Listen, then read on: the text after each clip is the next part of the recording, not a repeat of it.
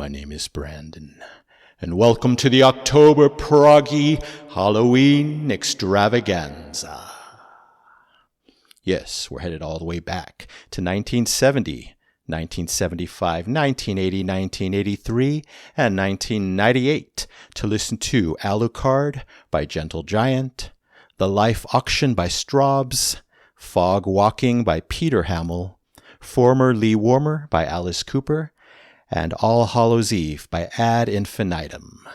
And this mega video and song list comes courtesy of my amazing supporter here and over on Patreon, John L. Rice. So thank you so very much, John, for all your amazing and spooky support. All right, Gentle Giant's Alucard, which is Dracula spelled backwards, comes from the 1970 album Gentle Giant, their first studio album. It's a haunting and introspective exploration of fear, vulnerability, and the struggle to find oneself in the face of darkness. Let's check it out.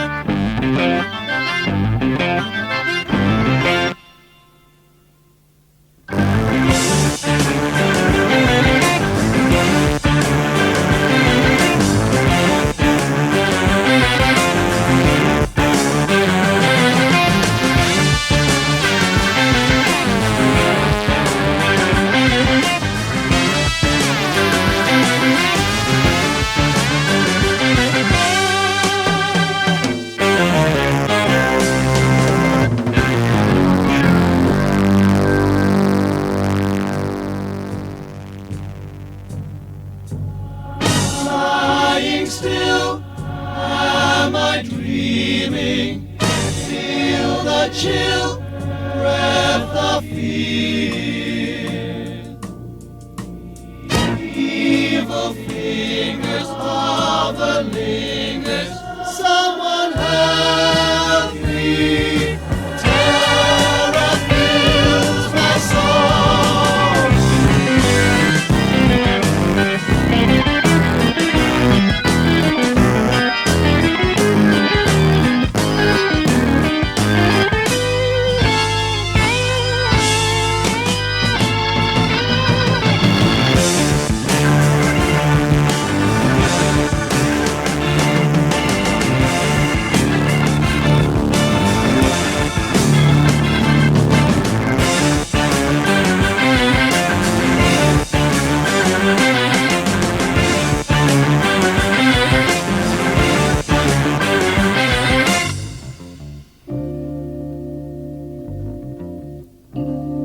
Wow, nice twist. Gentle.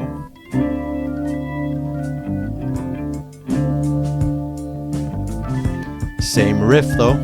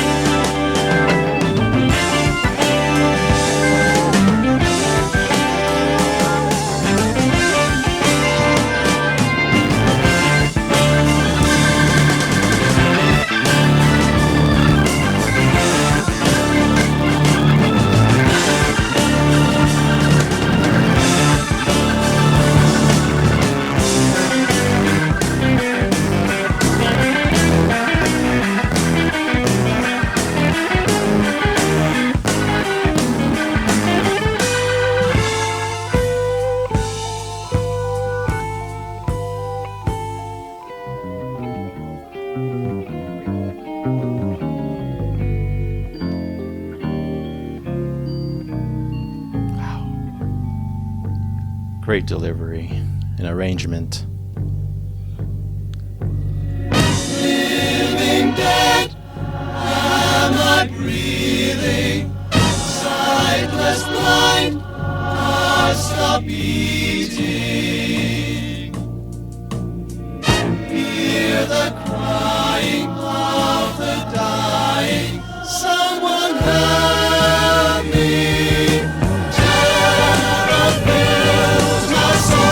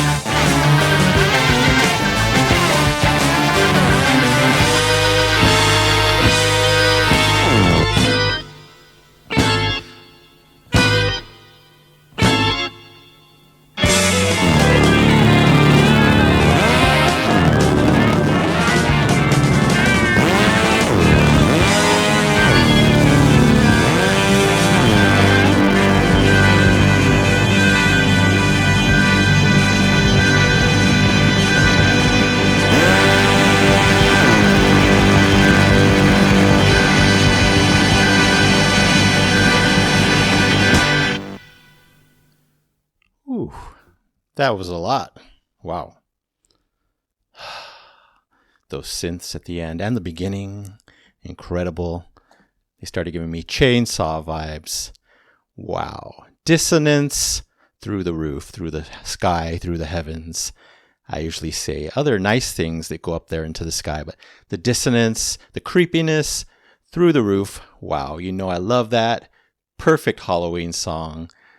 Unexpected, but it's Gentle Giant, so not surprised.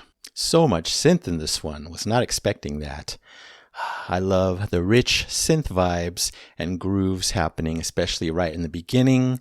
I love the buzzy nature of those sounds of the synth.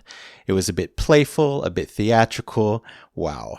Later on, we get these Queen-style harmonies. Huge surprise. It reminded me of them, but with Gentle Giant's own touch and flavor. Wow. So much to this song, but so much spookiness. Yes, the quirky Gentle Giant is here in full force. I've heard it in other songs of theirs. No exception here. Then we get these killer clown carnival type vibes, especially with the guitar and that amazing organ that I heard throughout the song. It's awesome, you know, how this one is so fun yet so dark at the same exact time. An awesome main riff in the song, that do-do-do-do-do-do. So good. I love that it was presented with several different instruments in different ways throughout the song. Just made it so memorable. The brass was amazing. I don't know if it was real brass, but it gave it a retro feel. Those brass stabs were cool. Really nice. Again, plenty of dissonance in the music here, but also some awesome dissonance in the vocals around the 70% mark. You know what I'm talking about. They might have been repeating the earlier Queen-style vocals, but it was slightly different, much darker, delivered differently, sung differently. Again, plenty of dissonance. Wow, lots of twists and turns, fun, dark surprises in this one. And then that incredible ending, I talked about it. The buzzy sliding keys going all here, there, everywhere. Just so impactful as well. So much great artistry and thought put into this song. Wow. So much, overwhelming, but I loved it. Kind of hard to rate it on one listen because so much was happening. But for now, on first listen, I'm going to give it 5 super shiny golden records. Yes, an A+ for Alucard by Gentle Giant. And thank you so much, Gary Green, Carrie Manier, Derek Schulman, Phil Schulman, Ray Schulman, and Martin Smith. All right, on to Strawbs, The Life Auction. It comes from the 1975 album Ghosts, their 8th studio album. It's broken into 2 parts. Impressions of Southall from the Train and the Auction. It's about the often less than respectable attitudes of the friends and loved ones of someone who has recently passed away.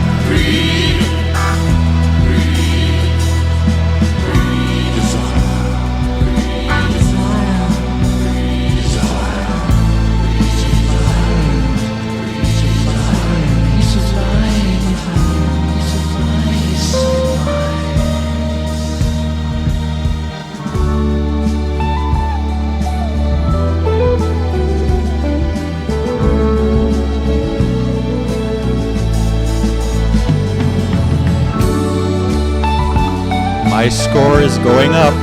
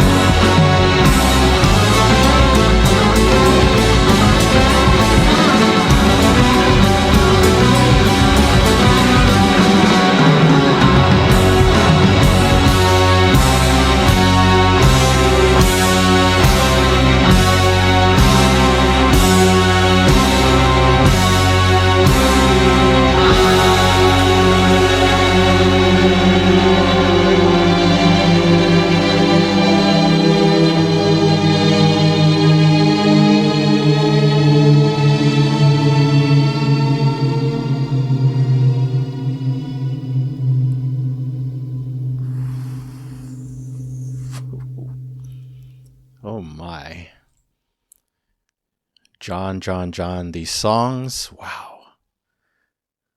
Not like last year's Halloween songs from what I remember. They're just at another level of creativity, artistry, depth, darkness for sure. If I'm not mistaken, the first part of the song was very, very short, like 20, 30 seconds. That's how I remember it. It was great though. Very calming and chilling at the same time with those introductory chords. Very calm but dark. I love the muffled vocals in the back, I think. They started turning into lower pitched vocals, paralleling the regular voice. That was cool. A classic Halloween effect. Wow. And then we move into part 2. I had forgotten how much the lead singer, whoever he is, sounds like Fish, Phil Collins, and Peter Gabriel all at once. Wow. I love the bigger moments of the song where we get that drenched, overloaded soundscape. Wow, like I said. Unexpected, so much great artistry and creativity here. That huge riff, do-do-do-do, oh, I love that. Got me going every time it came. At the end of the riff, it kind of fell down, slid down, the instrumentation. So cool. Definitely a top song moment. I love the urgent angst in the lead singer's voice. For some reason, the way he was singing, delivering his lines reminded me of the lead singer of The Clash in something like London Calling. Very urgent, almost angry, and, fitting for the subject matter. Then everything changed from the next point on. My score absolutely went up. I love that atmospheric interlude. Whatever was happening, I heard like spoken vocals. It reminded me of spirits speaking. I heard multiple voices. So amazing. And then I got some Pink Floyd vibes. Wow. What more could you want in a song? It kind of became pleasant and dreamy. Again, so different from the first part of the song. Did not expect that at all. My favorite part of the song by a clear mile.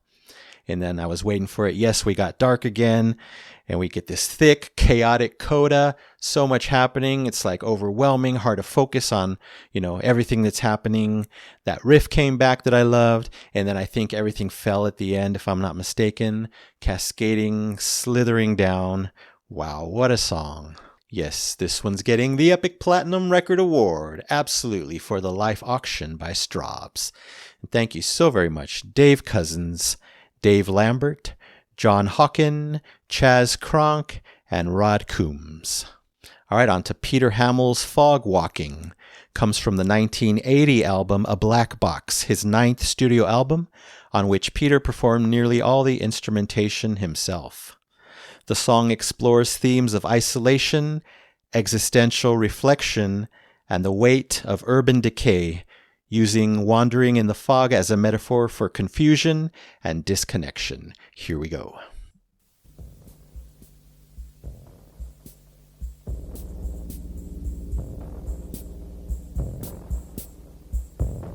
Drum machine.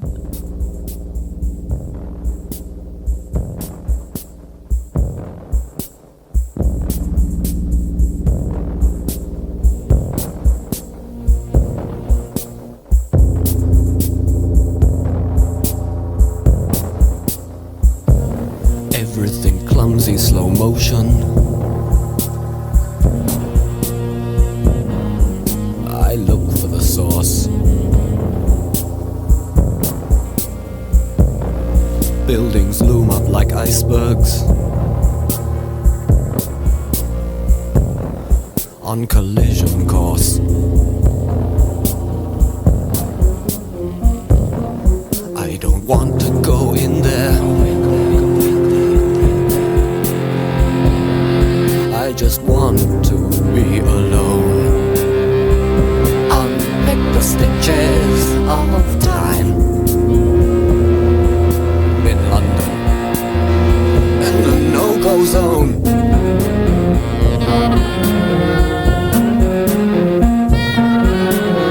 I've been kicking around like a dog, lost myself in the blank mass of fog. It's some kind of service.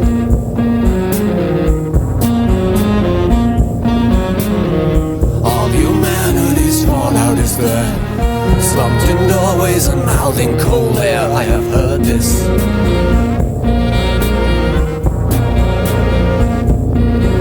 Fog walking.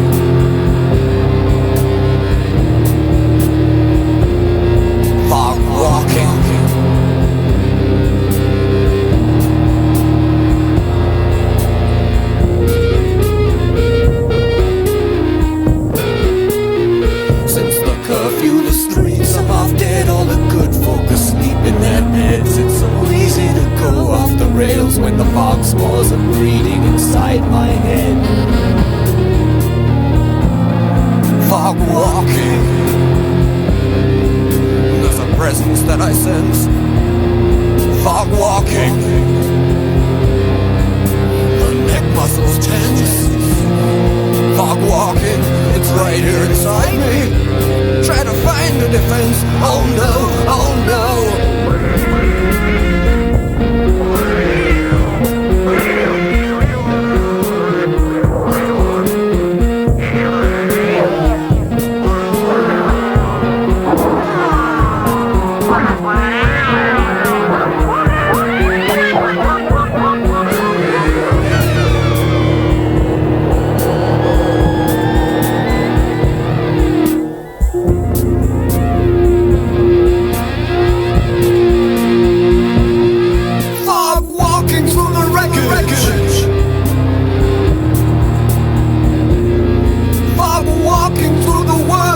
Night apple.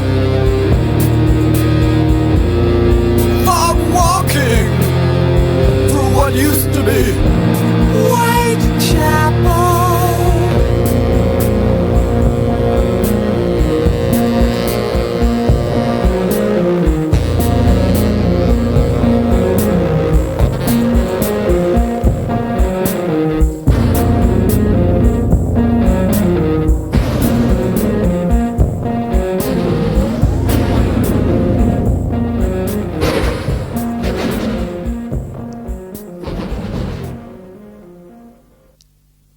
Wow. So intense. So successful. I felt like he was walking the tempo of the song. Felt like I was walking with him through this nightmare, his nightmare. And still, just like the other songs, so much darkness, so much dissonance, so much great artistry once again. I think this one's the most experimental of the three so far. I love those mini explosion moments happening in the beginning. Felt like little bombs. Wow.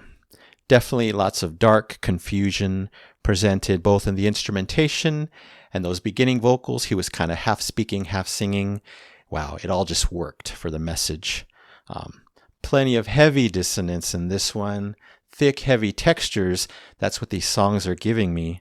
It was very cinematic. I can visualize so much happening as he walks through the dark, foggy streets, but very, very hopeless. I really appreciated that really heavy electric guitar texture lurking all over the song, adding so much to it. And again, absolutely no hope or redemption found in this one. Wow. Okay, so we get these monster sounds at the end. I don't even know what was making those. Maybe you can let me know, John or whoever.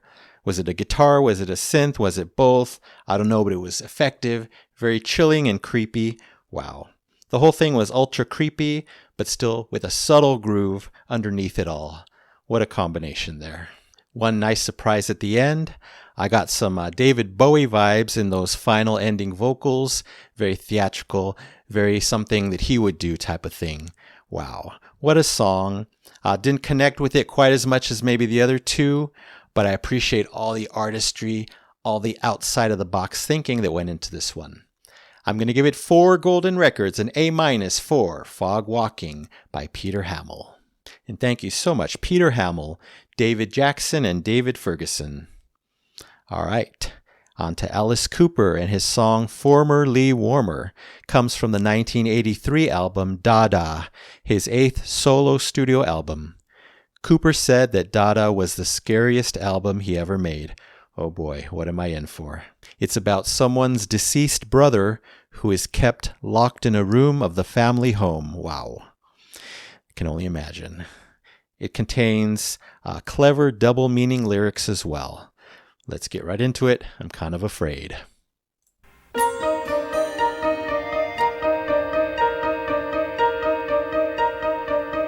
Not what I expected.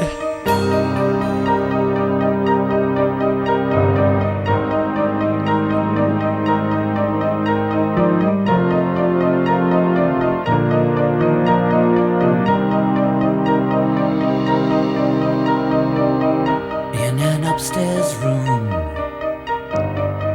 under lock and key,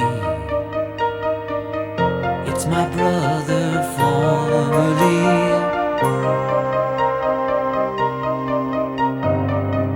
all the mops and brooms keep him company. Misconceived of the family.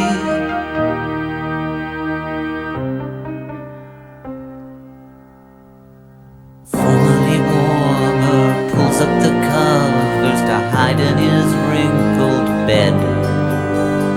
No dreams go in, no dreams go out of the hole in his wrinkled head. Formerly warmer.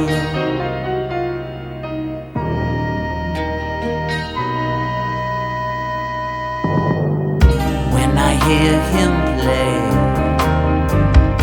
in his twisted key, that's the way he calls to me on a silver tray. I keep the master key. In every way he depends on me. Formerly warmer, an old smoking jacket holes in his satin sleeves. Candlelit puddles, arthritic fingers, yellow-stained ivory keys.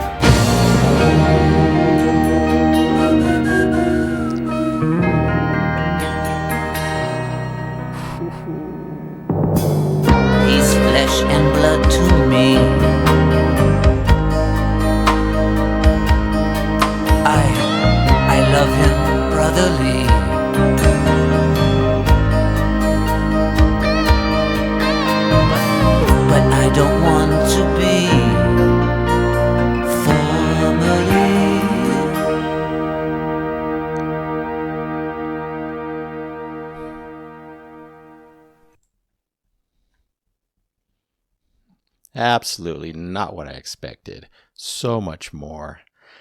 I remember loving the Alice Cooper I heard last Halloween, so it shouldn't surprise me, but so much happened here. So many instruments that I adore. You probably know that. Wow. This may be my favorite one so far. This one's completely up my alley. A beautiful beginning. Wow, I was already in shock. Did not expect that loveliness. I wrote down, it must get darker. It's Alice Cooper after all. I absolutely love his vocal tone. Some deep, rich moments in his voice to fit this deep, dark music. You know, ultra theatrical, naturally. Wow. Then we do get dark for a bit. I like that. I think in verse 2, they added some more layers, made it more amazing. I heard strings. I was shocked. Great percussion. I heard timpani. Bells, we'll talk about that later. Woodwind, maybe. Did not expect all of that. My favorite orchestral instruments, he blended them perfectly with the darkness and the beauty and the spookiness. Of course, I love that breakdown section. I think it was just piano and voice. I'm like, slow down song. I don't want to forget all this. I want to write some of this down. I want to savor it. Wow, really loved it all. Theatrical to the max. That part's not surprising. I loved that bell, timpani, Well, there was a lot of timpani in the song. Percussion moment. It all lasted about 15, 20 seconds. They almost were like their own solo, if you know what I mean, towards the end of the song. Just incredible. But I love the instrumentation from start to finish. Wow. There was way more sad beauty than I expected, you know. I love that pocket because it is sorrowful, but so beautiful the way it's presented, the melodies, the instruments. I thought this song would just be dark and creepy, but it was so much more. Plenty of sad beauty. That's why I connected with it so deeply. And because I connected with it so deeply, it's getting the Double Epic Platinum Record Award, absolutely, for Former Lee Warmer. Who would have thought? By Alice Cooper. Wow, thank you so much, Alice Cooper, and everyone else involved in creating this beautifully dark song. And just like that, we're at the final song of our epic Halloween journey. What a way to kick off the season, by the way. We're talking about Ad Infinitum's All Hallows Eve. Comes from the 1998 album Ad Infinitum, their only release. Well, that's a shame.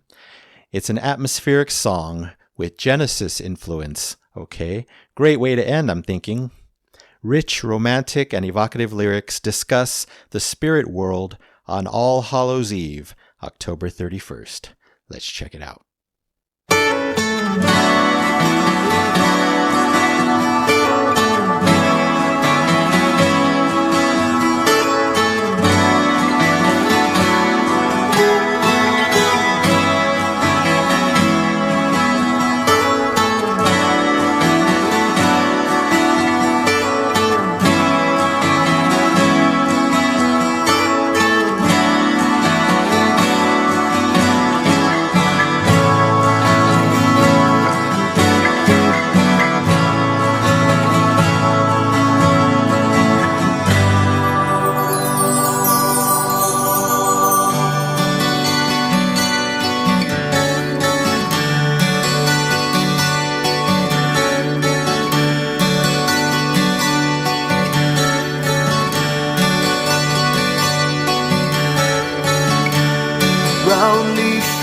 Upon a tattered page, a calendar left lying in the sun,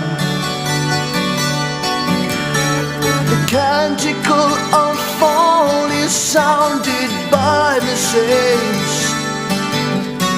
A chill wind blows the page to 31.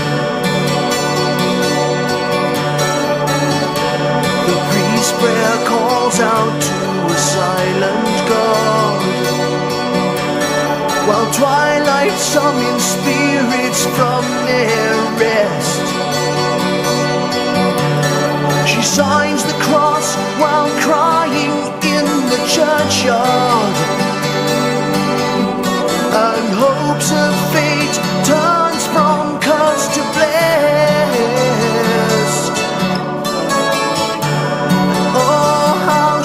Dreams for yesterday.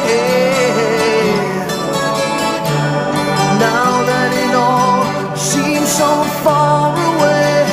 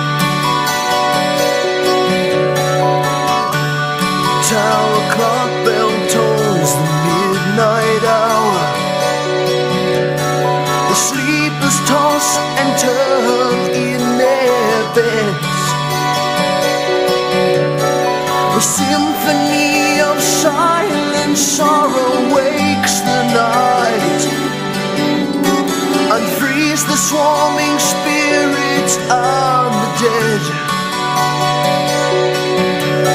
The spectre's reign of terror lost till the morrow. She joins her love, no longer time to grieve.